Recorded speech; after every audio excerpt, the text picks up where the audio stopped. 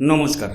আজ এমন একটা খবর নিয়ে আপনাদের সামনে উপস্থিত হয়েছি যা সরাসরি আমাদের দেশের ভূখণ্ড, আমাদের সুরক্ষা এবং আমাদের অস্তিত্বের সাথে জড়িয়ে আছে। বঙ্গোপসাগরের বুকে ভারতের ঠিক নাকের ডগায় এক বিশাল জিওপলিটিক্যাল খেলা শুরু হয়ে গেছে। যে বাংলাদেশকে একসময় ভারত নিজের মিত্র রাষ্ট্র বলে মনে করত, আজ সেই বাংলাদেশ সরাসরি ভারতের সুরক্ষার জন্য সব থেকে বড় থ্রেট হয়ে দাঁড়াচ্ছে। বাংলাদেশের মোংলা পোর্ট এবং তার আশেপাশে যে এক্সক্লুসিভ ইকোনমিক জোন, যা একসময় ভারতের জন্য নির্দিষ্ট করে রাখা হয়েছিল, তা আজ সরাসরি তুলে দেওয়া হয়েছে চীনের হাতে। তারেক রহমান চীনে পা রাখতেই বদলে গেছে এই পুরো রিজিয়নের সমীকরণ। একদিকে মোংলা পোর্ট, অন্যদিকে শিলিগুড়ি করিডোরের একেবারে কাছে তিস্তা প্রজেক্ট, আর তার সাথেই China, Myanmar, Bangladesh economic corridor. Bharat মহাসাগরে ভারতকে চারপাশ থেকে ঘিরে ফেলার যে নীল নকশা চীন তৈরি করেছিল, তা আজ বাস্তবে রূপ নিতে চলেছে। পাকিস্তান এবং বাংলাদেশ উভয় দিক থেকেই ভারতকে বক্স করার এক সুপরিকল্পিত স্ট্র্যাটেজি আমরা দেখতে পাচ্ছি। এখন এখান থেকে কয়েকটি অত্যন্ত গুরুত্বপূর্ণ প্রশ্ন উঠে আসে। কেন হঠাৎ করে বাংলাদেশ ভারতের দিক থেকে মুখ ঘুরিয়ে সম্পূর্ণভাবে চীনের দিকে ঝুঁকে পড়ছে? মোংলা পোর্ট ভারতের হাতছাড়া হওয়াটা আমাদের নর্থ ইস্ট বা উত্তর পূর্ব ভারতের ন্যাশনাল সিকিউরিটি এবং অর্থনীতির জন্য কতটা বড় আঘাত? চীন কি সত্যিই ভারতকে চারপাশ থেকে ঘিরে ফেলার জন্য এই পোর্টগুলো দখল করছে, নাকি চীনের এই আগ্রাসী মনোভাবের পেছনে লুকিয়ে আছে তাদের নিজেদেরই এক চরম ভয়, যাকে আন্তর্জাতিক কূটনীতির ভাষায় বলা হয় মালাক্কা ডিলেমা? আর সবথেকে বড় কথা, এই চরম উত্তেজনার মুহূর্তে ভারত সরকার কি শুধুই দর্শক হয়ে বসে আছে, নাকি এর পেছনে ভারতের কোনো শক্তিশালী মাস্টার স্ট্রোক তৈরি হচ্ছে? নমস্কার, আমি সুশোভন, আর আপনারা দেখছেন আপনাদের প্রিয় চ্যানেল অদ্ভুত অথচ বাস্তব। আজকের এই জিওপলিটিক্যাল এপিসোডে আমরা ভারত, বাংলাদেশ এবং চীনের এই ত্রিদেশীয় কূটনীতির প্রতিটি পরত অত্যন্ত সহজ সরল ভাষায় ডিকোড করব। কোনো জটিল শব্দ নয়, একদম বাস্তব পরিস্থিতি বিশ্লেষণ করে আমরা দেখব আগামী দিনে ভারতের ভবিষ্যৎ কোন দিকে এগোচ্ছে। আপনারা যারা দেশের সুরক্ষা এবং গ্লোবাল পলিটিক্স নিয়ে আগ্রহী, তারা ভিডিওটি প্রথম থেকে শেষ পর্যন্ত অত্যন্ত মনোযোগ দিয়ে শুনবেন, কারণ আজকের আলোচনা আপনাদের চোখ খুলে দেবে। চলুন আসল অ্যানালিসিস শুরু করা যাক। এই মুহূর্তে আপনারা স্ক্রিনে ইন্ডিয়া টুডের একটি অত্যন্ত গুরুত্বপূর্ণ নিউজ আর্টিকেলের হেডলাইন দেখতে পাচ্ছেন। এখানে পরিষ্কারভাবে বলা আছে, India loses key Bangladesh port project to China, should Delhi be concerned? অর্থাৎ ভারত বাংলাদেশের একটি অতি গুরুত্বপূর্ণ পোর্ট প্রজেক্ট চীনের কাছে হারিয়েছে, আর এর জন্য দিল্লির কি চিন্তিত হওয়া উচিত? বাস্তব পরিস্থিতি হলো, কলকাতা থেকে মাত্র 189 কিলোমিটারেরও কম দূরত্বে অবস্থিত এই মোংলা পোর্ট, এটি সুন্দরবন সংলগ্ন এলাকায় অবস্থিত এবং চট্টগ্রাম পোর্টের পর এটি বাংলাদেশের দ্বিতীয় বৃহত্তম ও ব্যস্ততম বন্দর।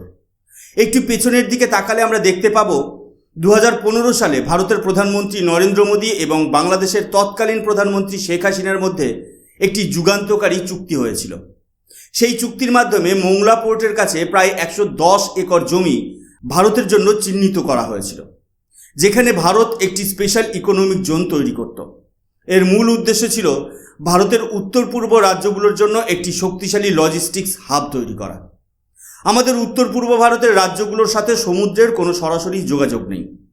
মোংলা পোর্ট ভারতের হাতে থাকলে ভারতের পণ্য খুব সহজে এবং কম খরচে বাংলাদেশ হয়ে সমুদ্রে পৌঁছাতে পারত। কিন্তু পরিস্থিতি সম্পূর্ণ বদলে যায় যখন বাংলাদেশের সরকার পরিবর্তন হয়। ইউনূস সরকার ক্ষমতায় আসার পরই এই প্রজেক্ট থেকে ভারতকে ডিলিস্ট করা হয়, আর এর ঠিক পরই চীনের অ্যাম্বাসি সুযোগ বুঝে সেখানে প্রবেশ করে। আজ যখন তারেক রহমান চীনে গেছেন, তখন আনুষ্ঠানিকভাবে সেই 110 একর জমি চীনের হাতে তুলে দেওয়া হয়েছে। একটি চাইনিজ স্টেট ওন্ড এন্টারপ্রাইজ এবার সেখানে নির্মাণ কাজ করবে। বলা হচ্ছে এটি একটি সাধারণ কমার্শিয়াল প্রজেক্ট, কিন্তু ইতিহাস আমাদের শিক্ষা দেয় যে চীন যখনই অন্য কোনো দেশে পোর্ট বা ইনফ্রাস্ট্রাকচার তৈরি করে, তার পেছনে একটি ডুয়েল ইজ কনসার্ন থাকে। জিবুতি, শ্রীলঙ্কার হাম্বানটোটা এবং পাকিস্তানের গাওদার পোর্ট, সব ক্ষেত্রে আমরা দেখেছি প্রথমে সেখানে কমার্শিয়াল প্রজেক্ট শুরু হয়, তারপর আস্তে আস্তে সেখানে চীনের নৌবাহিনীর জাহাজ এবং সাবমেরিন এসে ভিড় জমাতে শুরু করে। এটি ইন্টেলিজেন্স গ্যাদারিং এবং সার্ভেলেন্সের জন্য চীনের একটি অত্যাধুনিক কৌশল। মোংলা পোর্টের মাধ্যমে চীন ভারতের পূর্ব উপকূলে সরাসরি নজরদারি চালানোর সুযোগ পেয়ে গেল, যা আমাদের সিকিউরিটি এস্টাবলিশমেন্টের জন্য রাতের ঘুম উড়িয়ে দেওয়ার জন্য মতো একটা বিষয়। এবার স্ক্রিনে ঢাকা ট্রিবিউনের একটি খবর লক্ষ্য করুন। Beijing proposes economic corridor linking Bangladesh, Myanmar and China. চীন দীর্ঘদিন ধরেই তার বেল্ট অ্যান্ড রোড ইনিশিয়েটিভের মাধ্যমে এশিয়া এবং আফ্রিকায় ঋণের জাল বিস্তার করছে। ইতিমধ্যেই China Myanmar economic corridor active হয়েছে, যেখানে চীনের কুনমিং শহর থেকে মায়ানমারের কিয়াওকোপিক পোর্ট পর্যন্ত তেলের পাইপলাইন এবং হাই স্পিড রেল লাইন তৈরি হয়েছে। এখন চীন চাইছে এই করিডোরের সাথে বাংলাদেশকেও যুক্ত করতে। তারেক রহমান এবং শি জিনপিংয়ের বৈঠকের পর বাংলাদেশ ঘোষণা করেছে যে তারা চীনের এই ওয়ান চায়না পলিসি সমর্থন করে এবং চীনের গ্লোবাল ডেভেলপমেন্ট ইনিশিয়েটিভের সাথে তারা কাঁধে কাঁধ মিলিয়ে চলতে প্রস্তুত। এর সহজ অর্থ হলো বাংলাদেশ এখন পুরোপুরি চীনের একটি স্যাটেলাইট স্টেট হিসেবে কাজ করতে রাজি হয়েছে। বাংলাদেশ, মায়ানমার এবং চীন মিলে যে নতুন ইকোনমিক করিডর তৈরি হবে তা সরাসরি বঙ্গোপসাগরে চীনের প্রভাবকে বহুগুণ বাড়িয়ে দেবে।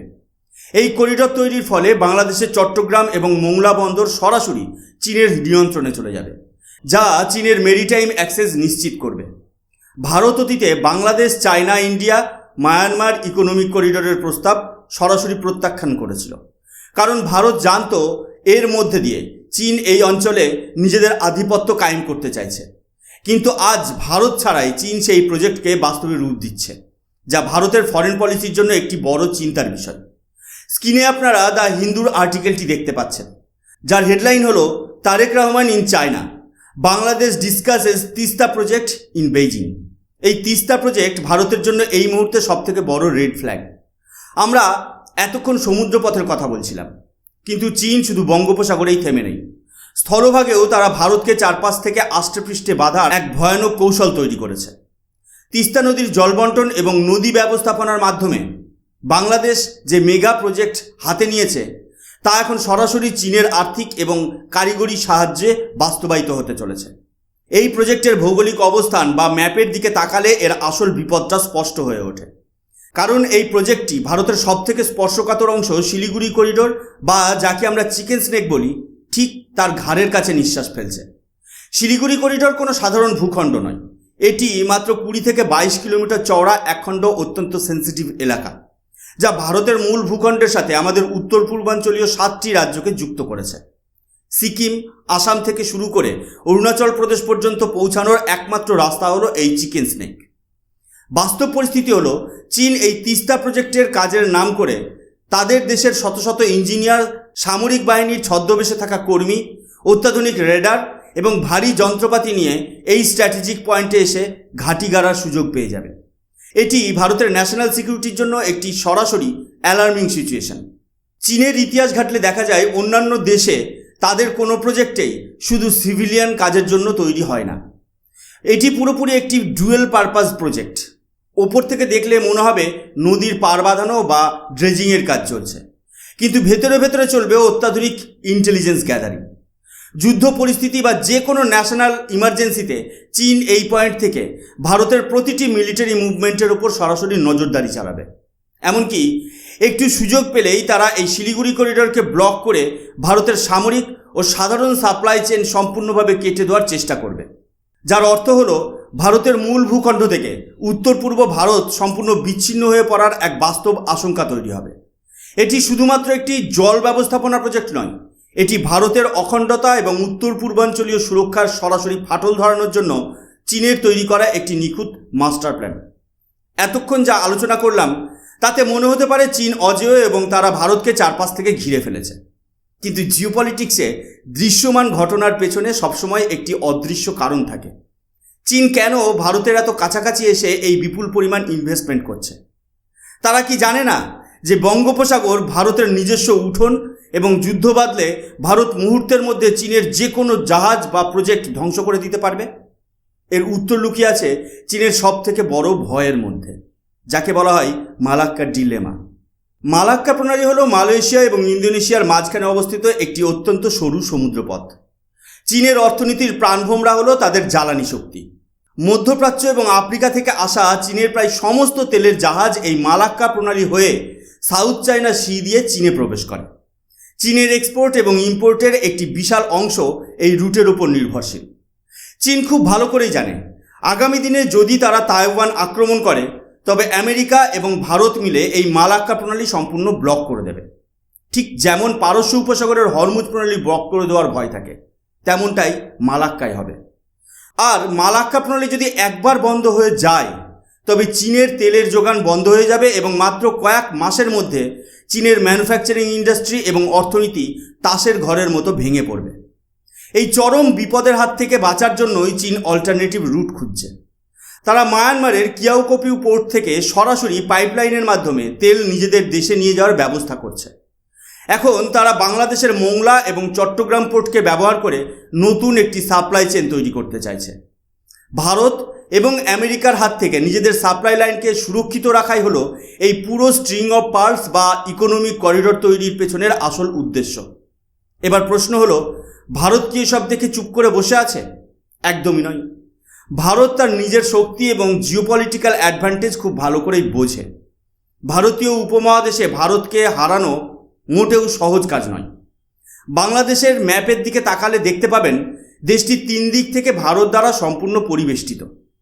চীন বাংলাদেশে যতই পোর্ট বানাক বা এক্সক্লুসিভ ইকোনমিক জোন বানাক, সেই প্রজেক্টগুলো তখনই কমার্শিয়ালি ভায়াবিল বা আর্থিকভাবে লাভজনক হবে যখন ভারতের সাথে তাদের ভালো যোগাযোগ থাকবে। এই ইকোনমিক জোনগুলোতে শিল্প কারখানা চালাতে যে বিপুল পরিমাণ বিদ্যুতের প্রয়োজন তা কে দেবে? ভারত ছাড়া আর কেউ এত সস্তায় এবং এত সহজে তাদের সাপোর্ট দিতে পারবে না। ভারত চাইলে বাংলাদেশের অর্থনীতিকে পুরোপুরি স্থবির করে দিতে পারে, কিন্তু ভারত সেই পথে না হেঁটে অত্যন্ত পরিণত কূটনীতির পরিচয় দিচ্ছে। ভারত তার সফট পাওয়ার ব্যবহার করছে। দীর্ঘ সময় পর ভারত পুনরায় বাংলাদেশিদের জন্য ট্যুরিস্ট ভিসা দেওয়া শুরু করেছে। এমনকি বাংলাদেশে নিযুক্ত ভারতীয় রাষ্ট্রদূতকে ক্যাবিনেট মন্ত্রীর সমতুল্য সম্মান ও র্যাঙ্ক দেওয়া হয়েছে। ভারত বারবার প্রমাণ করছে যে তারা প্রতিবেশী দেশের সাথে সুসম্পর্ক এবং উন্নতি চায়।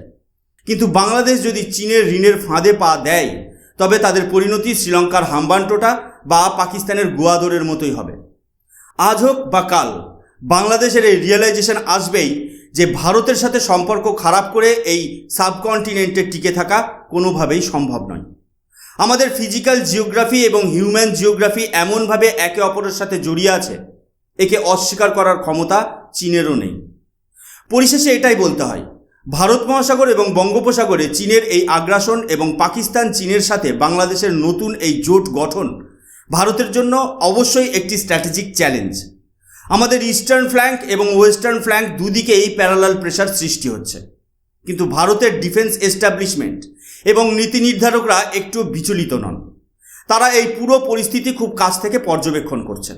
ভারত তার সামরিক ক্ষমতা, নৌশক্তি এবং শক্তিশালী স্ট্র্যাটেজিক ক্যালকুলাস দিয়ে খুব দ্রুত এই চক্রব্যূহ ভাঙার প্রস্তুতি নিচ্ছে।